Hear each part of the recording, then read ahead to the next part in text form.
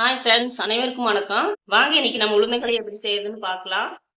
கருப்புளுந்து 200 gram எடுத்திருக்கிறேன். ஏன்னா கருப்புளுந்து தான் நல்லது. வெள்ளுளுந்து நீங்க எடுக்கிறனால எடுத்துக்கலாம். கருப்புளுந்து தான் ரொம்ப நல்லது. உளுந்து மட்டும் கருப்பு இல்ல, எல்லாமே கருப்பான பொருள். சத்து அதிகம், திராட்சையாகட்டு. அதுல 200 கிராம் எடுத்திருக்கிறேன். 400 கிராம் சர்க்கரை எடுத்துக்கலாம். 400 கிராம் உருண்டை வெல்லம் துருவி எடுத்திருக்கிறேன். நீங்க கருப்பட்டி இருந்தா போட்டுக்கலாம். நான் கருப்பட்டி கிடைக்கலைங்க, கடைகள் எல்லாம் இல்லாதனால நான் உருண்டை வெல்லம் போட்டிருக்கிறேன். உருண்டை வெல்லத்தை துருவி எடுத்திருக்கிறேன். நீங்க கருப்பட்டி கிடைச்சா கருப்பட்டி போடுங்க, அதுதான் ரொம்ப நல்லது. 200 கிராம் உளுந்துக்கு ஒரு 50 கிராம் அரிசி எடுத்துக்கோங்க. நீங்க சாப்பாட்டு அரிசியா இருந்தாலும் சரி, பச்சரிசியா இருந்தாலும் சரி, எது வேணாலும் எடுத்துக்கலாம். பாத்திரம் காஞ்சிருச்சு. ஃபர்ஸ்ட் அரிசி வறுத்துக்கலாம்.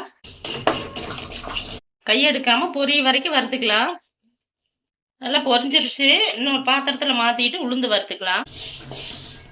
நல்லா வறுவிட்டுருச்சு. வறுத்தாவே ஒரு மணம் வறுவிட்டுருச்சு.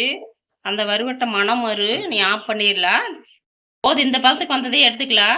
கலர் மாறிடுச்சு. ஆஃப் பண்ணிடலாம். ஆற வச்சு மிக்சியில் பவுடர் பண்ணிக்கலாம். உளுந்து பவுடர் பண்ணி எடுத்தாச்சு. நீ கொட்டி தண்ணி ஊற்றி கலந்துக்கலாம். நான் 200 மில்லி எடுத்தாங்களா, இதில் வந்து இந்த கப்பில் 2 கப்பு தண்ணி ஊற்றி இதில் கலந்துக்கலாம். 3 கப்பு தான் அழகு. இதில் 2 கப்பு ஊற்றிட்டோம். இன்னொரு கப்பு பாகு காய்ச்சருக்கு எடுத்துக்கலாம். சர்க்கரை காய்ச்சி வடிகட்டிக்கலாம். தண்ணி ஊற்றி கட்டி இல்லாமல் நல்லா கரைச்சி எடுத்துக்கோங்க. 400 கிராம் சர்க்கரை கலந்தாச்சு. அதில் 1 கப்பு தண்ணி எடுத்துக்கலாம். அந்த எதில் உளுந்து எடுத்தோமோ அதில் 1 கப்பு இதில் ஊற்றிக்கலாம். கொதி வந்தா போதும். இது நல்லா கரைஞ்சி கொதி வந்ததையும் வடிச்சுக்கலாம். ஏன்னா மண்ணெல்லாம் அடியில் இருக்கு எப்படியும். அதனால வடிக்கிறதுக்காக கொஞ்சம் காய்ச்சி எடுத்துக்கலாம்.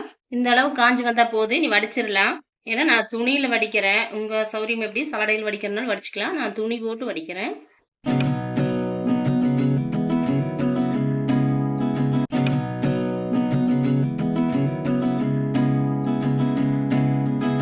ஃபர்ஸ்ட் ஒரு பாத்திரத்துல மாற்றி கிளறிட்டே இருக்கலாம். கையெடுக்காம கிளறணும்.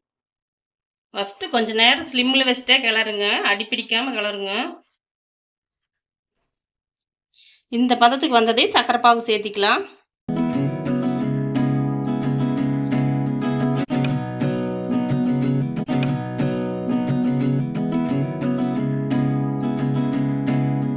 இன்னொரு 2 நிமிஷம் இருக்கட்டு. அப்புறமா நல்லெண்ணெய் கலந்துக்கலாம். ஏன்னா குழந்தைகளுக்கு வாரம் ஒருக்காவாவது இந்த மாதிரி கொடுங்க.